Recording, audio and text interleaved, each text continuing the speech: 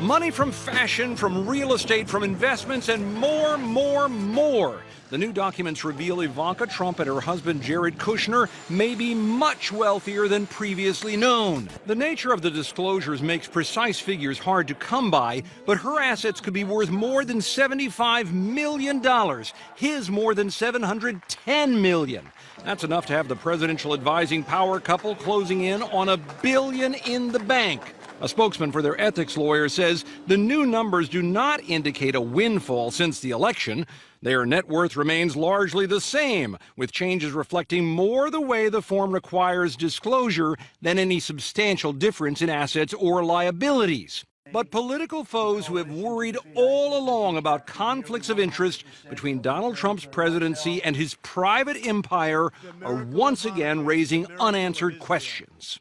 We simply don't know whether the foreign policy of the United States is up for sale. We have to wonder, is Ivanka getting trademarks from China for a certain reason?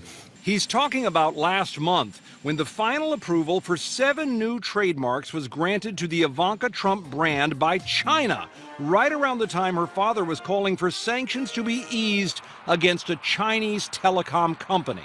The president said he was just trying to protect a market for U.S. goods. It's part of, again, the U.S. relationship with China, which is complex. But the relationship between the private and public Trumps has been complex, too. Ivanka still makes money from her company, even though she stepped back from running it. And Jared Kushner still has ownership stakes in his businesses, but he's not at the helm now either. Yet from the very start and throughout the Russia investigation, let me be very clear.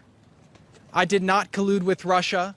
And while their wealth brings great privilege, because they've not taken traditional steps to prevent the appearance of conflicts of interest, sharp scrutiny remains.